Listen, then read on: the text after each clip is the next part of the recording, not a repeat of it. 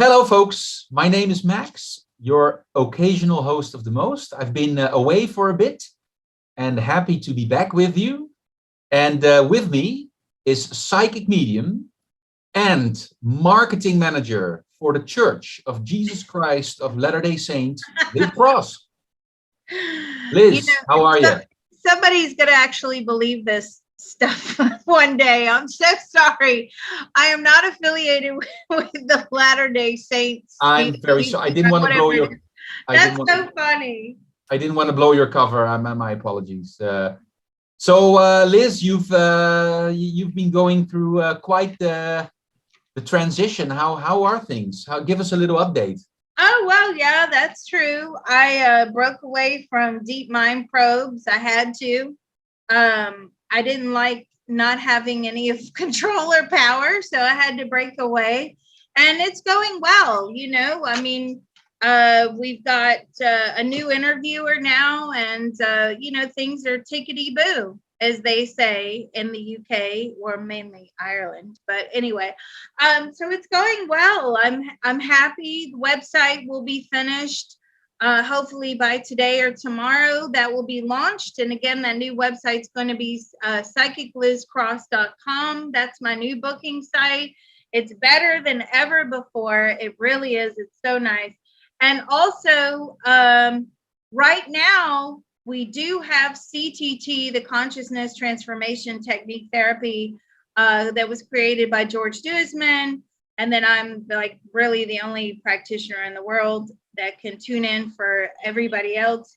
That is going on coast to coast, as far as I know, on Friday, July 29th. So let the floodgates open. Wow. And that's going to be very, very exciting. Then from that moment onward, you're going to be a famous person. I wouldn't say famous. or infamous.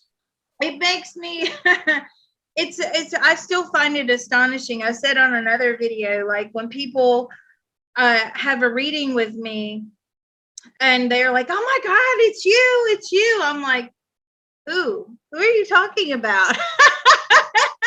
When they hear my voice, I'm like, who are you talking about? It doesn't register that I'm actually out on YouTube, because I never want to hear my voice on the video. So I just do what I do. It's not for fame. It's not for fortune. It's really just to enlighten the masses.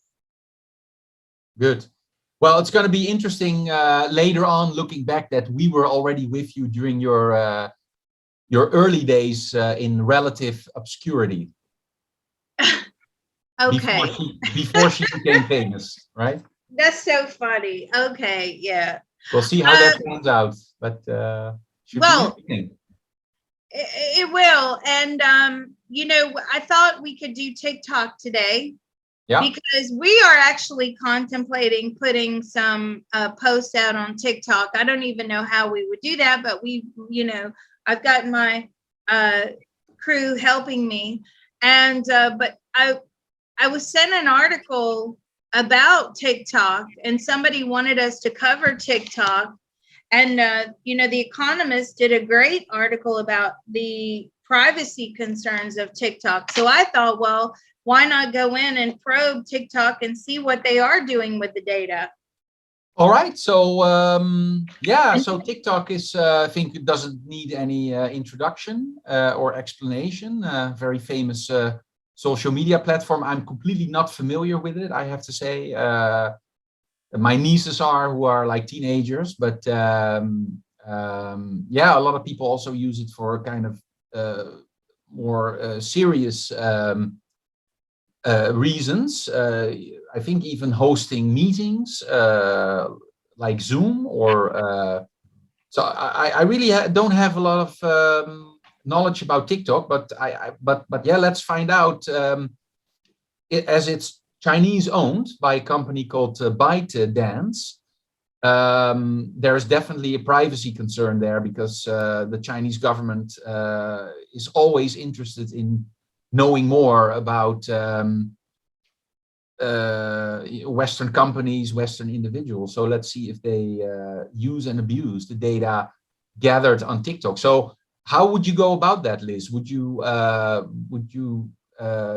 view TikTok as an entity, or the people behind it, or? Yeah, we can view TikTok as an entity and also the Chinese government. So your angle of questioning, do you think they'll be from the angle of Chinese government or from TikTok itself? Well, we could do both, right? I mean, Yeah. why don't you just I want, maybe we could actually probe Xi Jinping. I don't know if he would be really up to speed on who his people are watching and how. Why don't we just first start with TikTok? Okay, so I've got TikTok here as an entity. What would you like to know? Well, is the entity as cute as the name TikTok? It's a very business-driven money machine. Okay, like in a neutral way or more dark? Neutral. It's more neutral. From what I can see, first impressions, it feels neutral. Okay. Well, can you ask TikTok if, in fact, let's just ask the main question, if data is being viewed and used by Chinese government agencies to spy upon the West?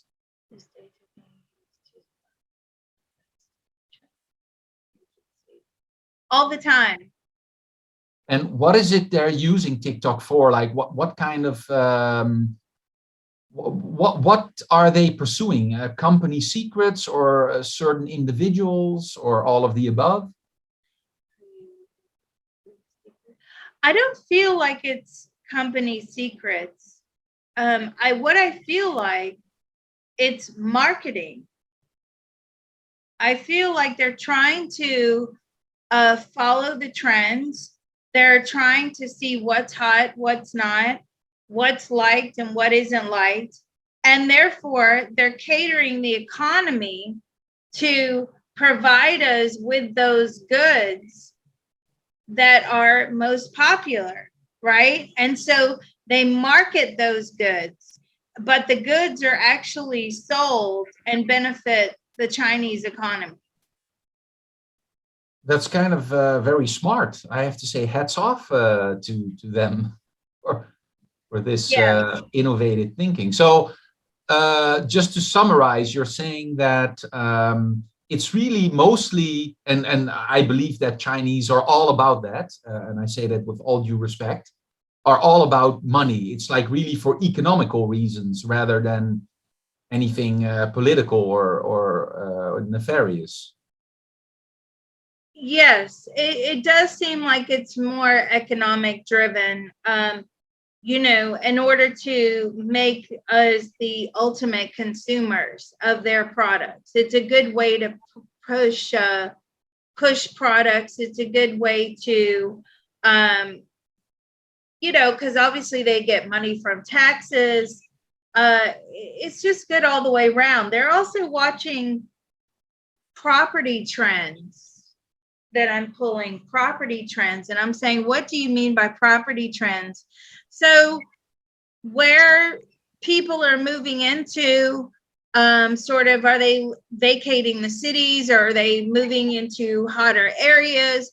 And they do that by, you know, looking at, if somebody does a video of New York and then more videos of New York, and lots of people are generating videos that are out of New York or about New York.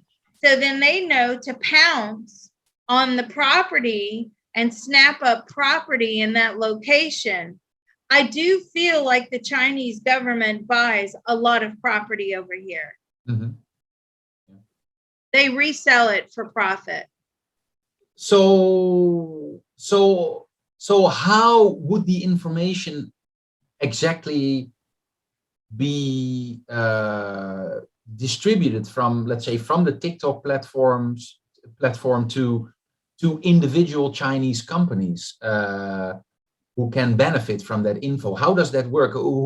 Through which kind of agency is the information channeled in China?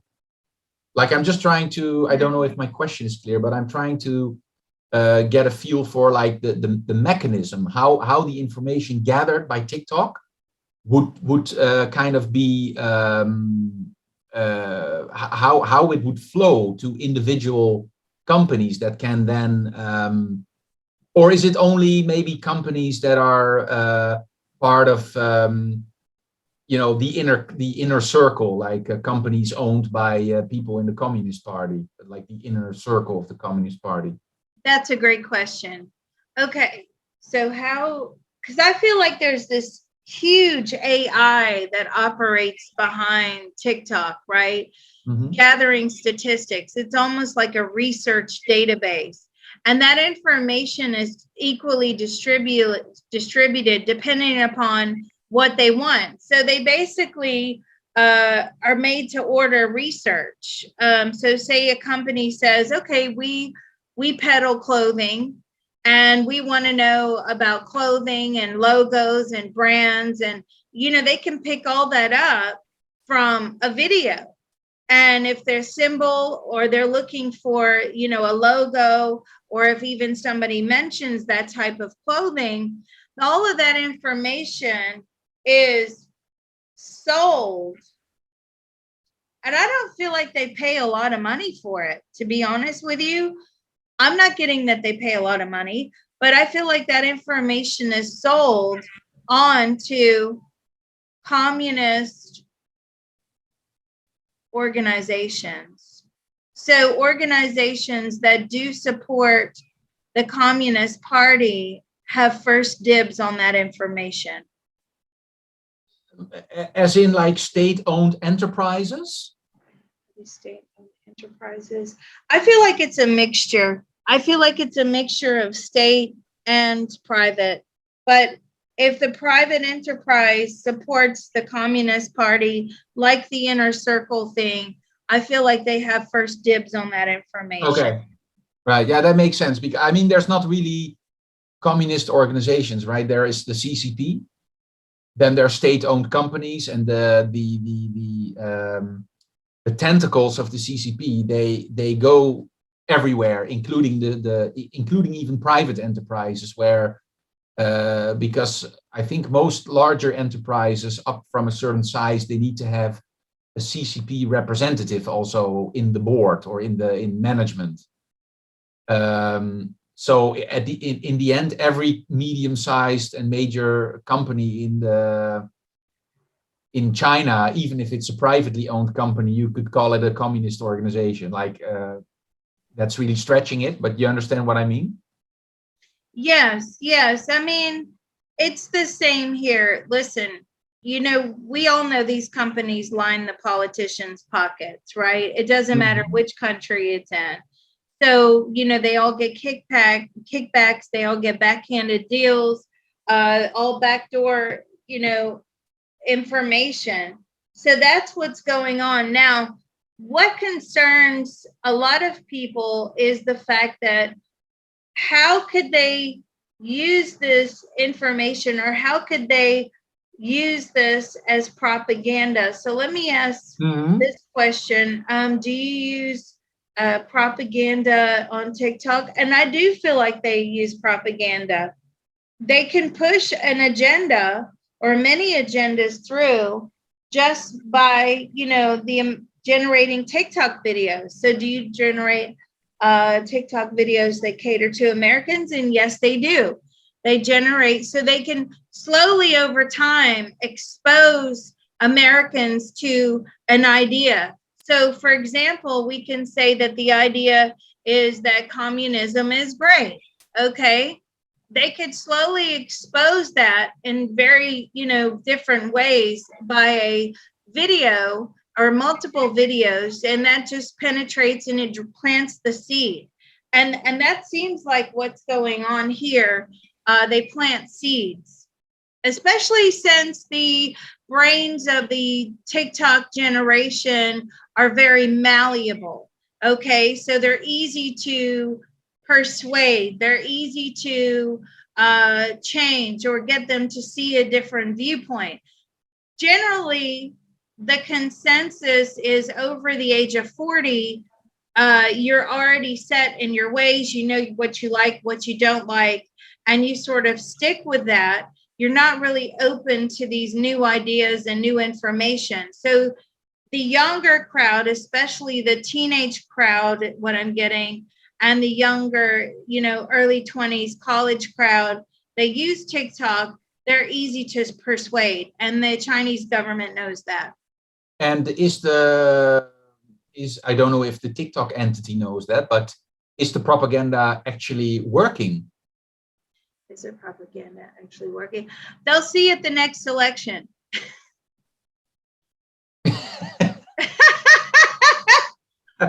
Isn't that funny? Nice answer.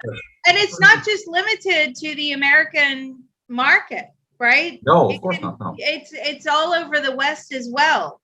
So it's all still relatively new. And of course, this AI machine or machines that are running behind it, they do all these computations like biostatisticians, right? They do all these computations, and they can see how, they're influencing people and what works and what doesn't work. So they'll just run with what works and they'll throw out what doesn't work. Now, let me ask this. Would you say the Chinese government is more inclined to, support the hard left in the U.S. or the hard right? I feel like it's the hard right because they want to do business. Mm-hmm. And the hard right will do business with China. Yeah. And does that make sense? Well, I mean, the kind of like it seems that kind of the West is now more or less united against China, realize both the extreme left and the extreme right and everything in between, that China has kind of malevolent purposes toward the West. But maybe a point I would like to make or like to ask, sometimes we think the world is all about us, but China is heavily betting on its relationships with like other developing countries, like in Latin America, in South Asia, Africa, obviously, the Pacific Island nations. So, is it really focused really toward convincing Westerners of how great China is? Maybe it's really not. Maybe it's focused on the areas where there is still literally a world to win. Maybe you can ask the question. Okay, so the question would be, sorry. I'm too long-winded again. Is the propaganda actually focused on the West, or is it more focused on other developing countries where definitely people are still on the fence about China? That's a great question. So let me pull the government in. Is the propaganda more focused on the West, or is it focused on developing countries? I feel like developing countries, that's what they're saying. They really, somebody asked me, Liz, how come you say I feel like sometimes, and how come you say this is the answer? Because when the entity or the person I'm probing is injecting emotion, I try to relay that as well. Just that's why I say I feel like. And that was a great question, by the way, as well. So what I'm getting is the excitement is oozing through when we're talking about developing countries, because there's a lot of money to be made there. Yeah, exactly. Yeah. Does that make sense? It does make sense. Sometimes China hasn't necessarily set its sights on us anymore. They're already doing a lot of business with us, but the sentiment is kind of souring against China for, I think, the right reasons. And they supply they do a lot of work from engineering to just selling cheap crap to other developing countries, right? Like downstream. And so I can imagine that, and these people, there's a lot of anti-Western sentiment also in places like Africa and Asia. And so I can imagine that you get a lot more bang for your buck if you focus your propaganda on those areas. It's not intuitive, it's rather more logical thinking. But you're confirming it actually. Ah, okay. So yeah, they're all about money. Listen, it's all about the money. They can make money in the US as well, but certainly not through infrastructure, right? Whether it's roads, whether it's internet, whether, phone lines, whatever it is, satellites. But there's a lot of money to be had developing countries that are in need of, regeneration, Yeah. or, for projects. It's easier for the Chinese government, what they're telling me, it's easier for the Chinese government to offer these services than the country, which is strapped for cash anyway, having to, sink a load of money into research to develop these products that the Chinese can offer. And the Chinese can offer these products very cheaply. I do feel like the US plays a bit of that game as well, but not on the scale of the Chinese. No, and is it necessarily an illicit activity, or is it something that is legal, where you can just go to the owners of TikTok, ByteDance, and say, I want to have a research report on this or that? Is it necessarily something that is clandestine, or is it just a service that they sell, just like Google and Facebook do, like consumer insights, that is? Consumer insights. Yeah, they sell consumer insights, but don't forget, right? TikTok is far more popular than Facebook now, and they did that very quickly. Whereas Facebook was like a slow growth over many years, TikTok just exploded onto the scene. Well, there's a reason behind that. Because they've studied that attention spans are very minimal now, and they're capitalizing on that. Right.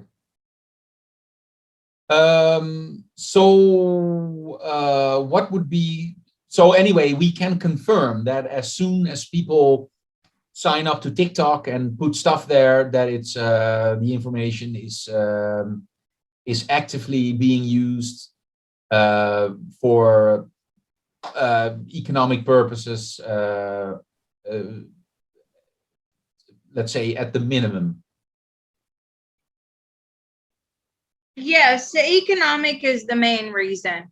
I don't see how they could get like any size secrets or anything through TikTok. I mean, I don't understand how they would be able to do that. Do you?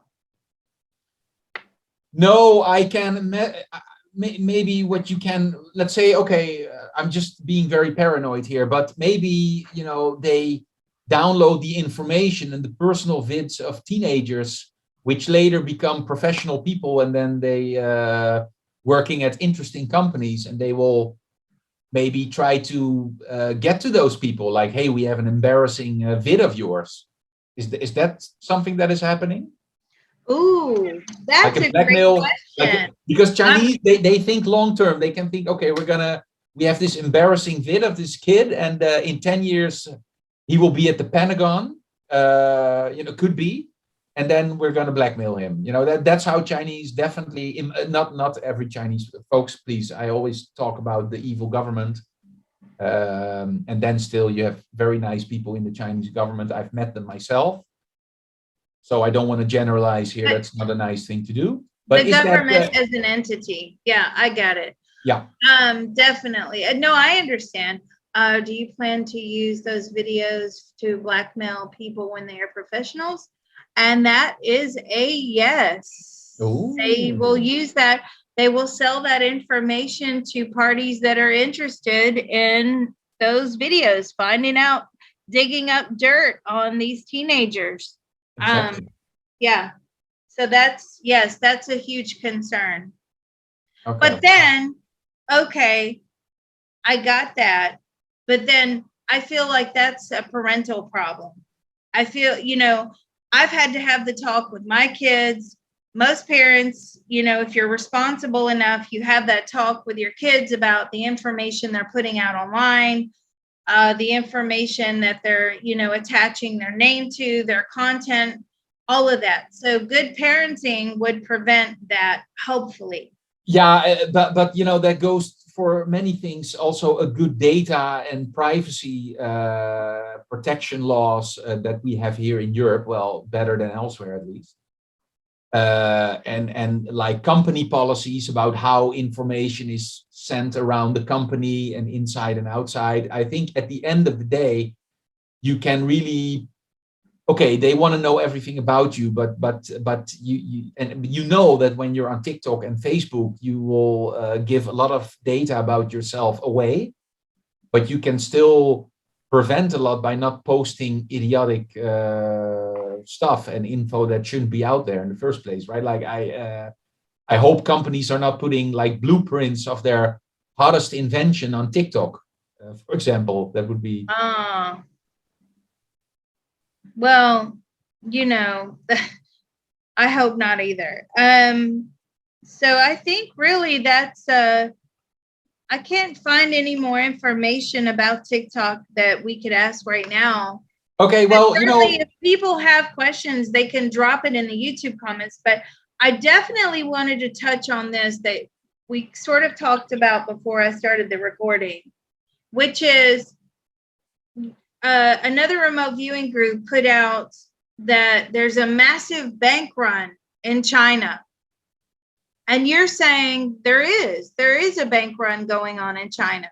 There was a limited bank run going on in China, but through my China network, I know, again, for people who are maybe not familiar with me, I was in China for many years, many moons ago, but I still retain a strong network there, inside China and outside. And I watched the situation there very carefully out of personal interest, because I had a very beautiful time of my life, frankly.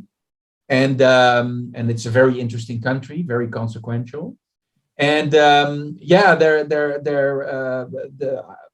a lot of my, let's say, foreign Chinese friends, so Chinese people that settle down abroad, are worrying about money, and they're trying to take their Chinese renminbi outside, because there is a deep-seated worry that the Chinese financial system is very, very unsound. I mean, we've been hearing these rumors now for a few years. It started with the property companies.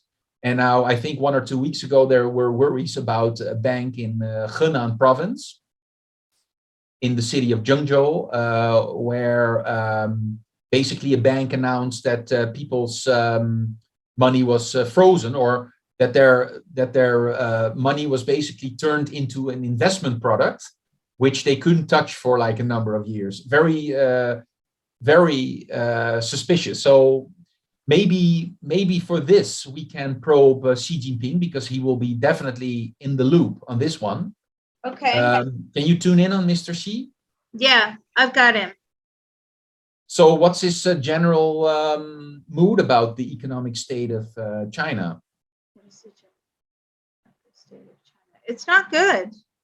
He's worried.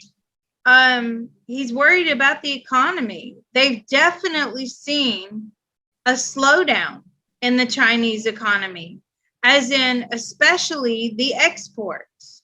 Mm-hmm. Major slowdown, and it's hurting the Chinese. What do you think's going on with the bank run? He's like, I don't know. People just don't trust to keep their money here. I feel like they're sending money abroad. I feel like they're investing in property outside of China. That is where what they're doing with their money. They're moving the money out. Are they allowed? They're not allowed to do that, apparently. That's right. I didn't know that. Does he feel that he's getting the right info from lower levels of government, like from the provinces? Do you feel like you're getting the right amount or the right information from the? No, from the lower provinces. No, he doesn't. Or from his own people around him. He believes that the Chinese economy could be on the brink of collapse. Does he really? He thinks that, or the people around him? Is it the people around you that think that? He and the people around him. So based on what? What is fundamentally wrong with the economy? What is fundamentally wrong with the economy? Too reliant on exports. So it's being published that basically they're going to do a round of stimulus, very similar to what they did in 08, 09, when they just built a lot of railways and freeways and airport expansions, which is like very, a very classical recipe, right? Keep the labor class working. And now they're doing that again. But all economists say that it's not helping anymore, because basically everything that you can construct in China has been constructed. They have world-class airports, freeways everywhere. Why is he going back to the same recipe? Why is he throwing more money at just pouring concrete? So are you planning to print? They are planning to print money. And what is that going to do? He believes that's going to drive the economy up. Listen, we're not dealing with someone who is going with the trend here. You're dealing with somebody who's old school. Yeah. And has old school thinking. He's not willing to listen to information that contradicts that old school thinking, right? New information's coming in. He's quickly dismissing it. He's sticking with what worked in the past. But I'm saying to him, but I don't believe, or we don't believe that this is going to work now. And he's like, I'm trying my best. Yeah. So he's really worried about the Chinese economy. Let's move him out and see what happens. And you believe are you going to swap over to a digital currency? Now he's saying no. Okay, we can't do that yet. That would make the economy collapse. In the future, would you consider swapping over to a digital currency? Yes, it's possible. We will consider it, but it doesn't mean that it's going to happen. Right? Because the crypto crowd are all about, they're swapping over.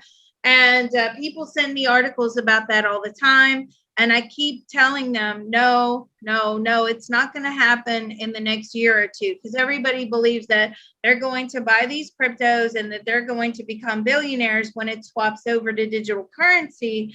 And I keep trying to tell them the voice of reason here, coming in from spirit and from these probes, which is, no, I don't see that, right? So let me move him out. Let's go. We don't want to go too far. I've learned with these minds, you don't want to move them too far. Sorry? Yeah. I would say move them to the late fall. Late fall, so maybe what, October? Yeah, October. Well, let's say November. November 1st. Okay, so November 1st, 2022, 8 p.m. Eastern Standard Time. Okay, what would you like to know? What's the state of your economy? What's the state of your economy at the moment? It's in a very decline. It's in a decline. He's saying we've managed to slow it. Now, these are his own personal thoughts, feelings, and opinions, because this mind probe is specific to him. But he's saying they've managed to slow the decline. It was in a rapid decline. They've managed to slow it. How have you managed to slow it? Export taxes. I don't know what that's supposed to mean. Say that again, Liz. Sorry. Export taxes. He's saying he slowed the decline by giving tax breaks. Oh, tax. Well, I guess that makes sense. So by making exports, how about devaluating the currency? Have you devalued the currency? Yes, the currency has devalued. And has digital taken over? No, digital has not taken over, but they are trying to track people moving money out of China. What is that about? Well, basically, the government doesn't like when rich Chinese take their money out of China, right? They want and keep China poor, because that people want. A lot of, I think most rich Chinese people, they don't really believe in the grand future of China. At least they're not sure. So, as soon as Chinese strike it rich, they want to try to safeguard their money by buying property abroad and just moving their wealth abroad before the country maybe collapses, or someone takes it away from them. So there's all sorts of mechanisms in place, and that's also why the crypto ban came in China, because crypto was a way to get your money out of the country, right? Okay. So that makes sense. They are putting it in property. They're buying up farmland, I feel like all over Europe, definitely all over the States. They're buying property and, trendy places where they're going to see a maximum return on that money. That's what they're doing. They're buying property.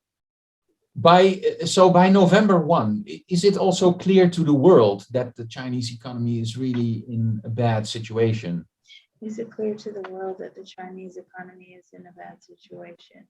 No, they try to hide that as much as possible. Okay. Does he see for China kind of a 1929 moment coming, like a real depression?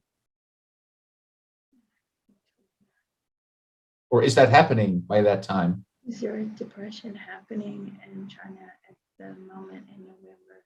Yeah, he feels like it is heading into a depression. On and October, he's trying to, what he's telling me, stimulate the economy by giving families more money and putting more money back into the economy. He feels like there's too much money just not in circulation right now.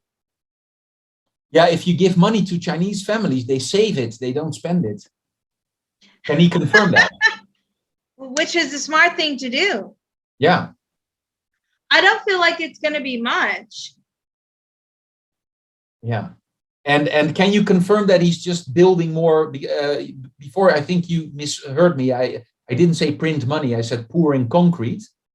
Is he just trying to kind of build his way out of a recession by like more infrastructure? Is that the main method that he's using, together with some some handouts and some tax breaks?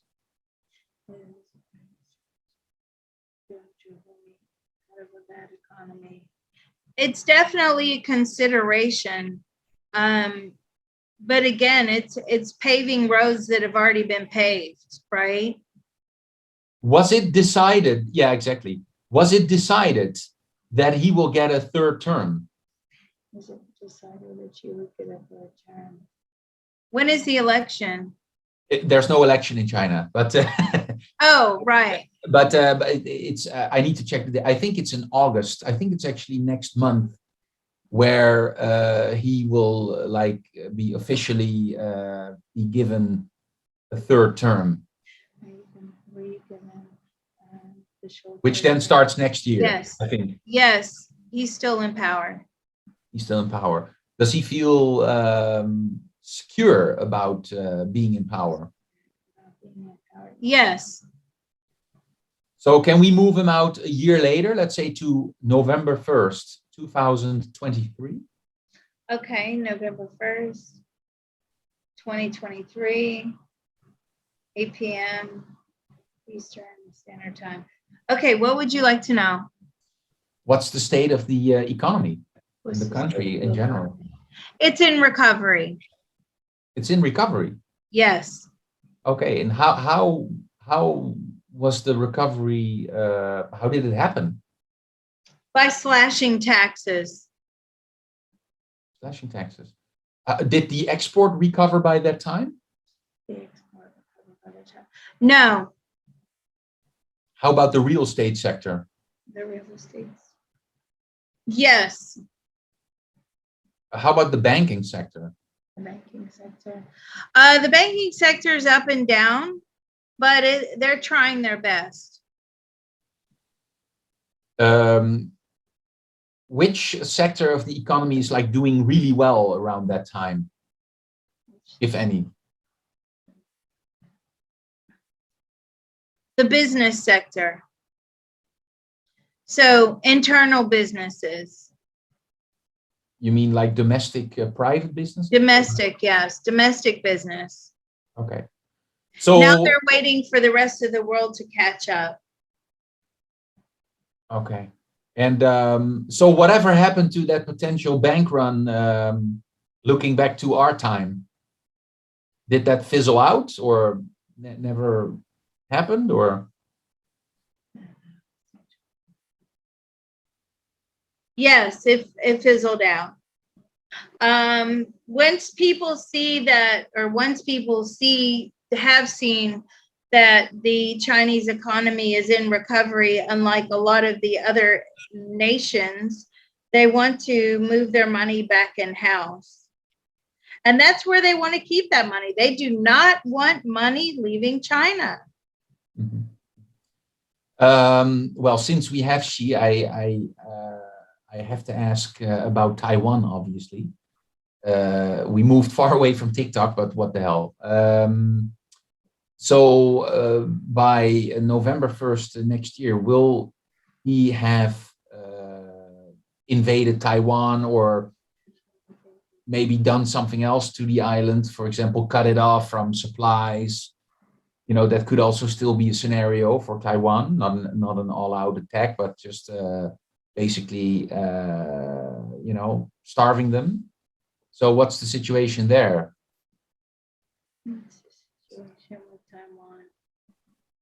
Well, he wants to control them. Have you done anything to exert that control? Yes, I feel like there's almost like what he says to me is sanctions. Sanctions to Taiwan. So what kind of sanctions? What kind of sanctions?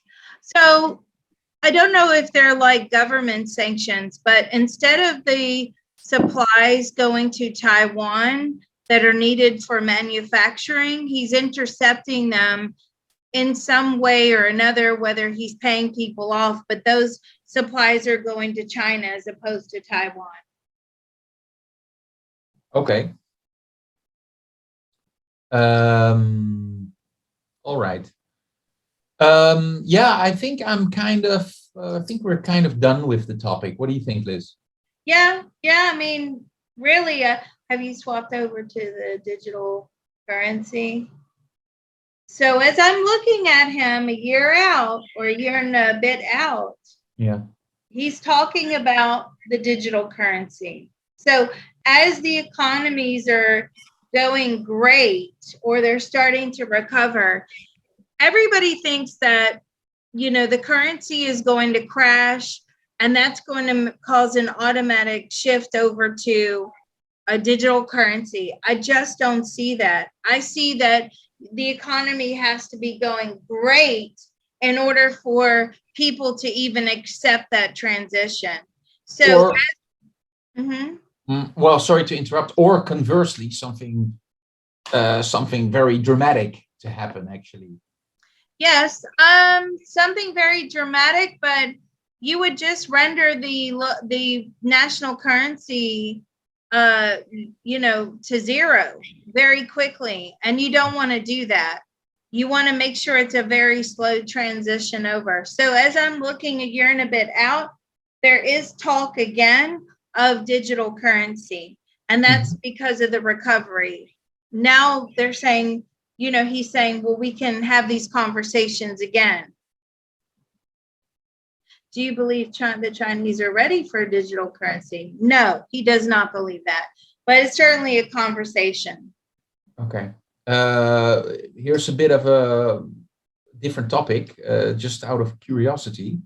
What is the state of the environment and climate change and just the general state of the environment in like when it comes to natural disasters in China?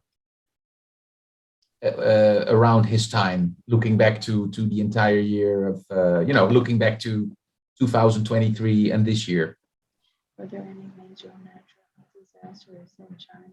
I feel like there was a lot of flooding and a lot of rain. Yeah.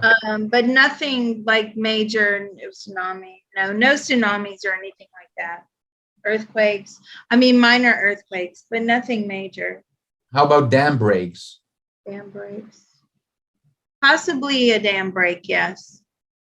Okay. Anything huge? Anything huge? No, nothing they can't handle. Okay.